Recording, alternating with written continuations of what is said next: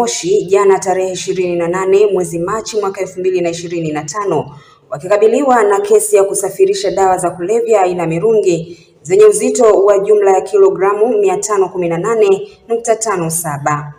Watumiwa hao ni Mkaza Mbwambo, Prosper Lema, Mterindwa Mgale na Stephanie Mrutu. Walisomewa mashtaka yao mbele ya hakimu mkazi mkuu Ali Mkama.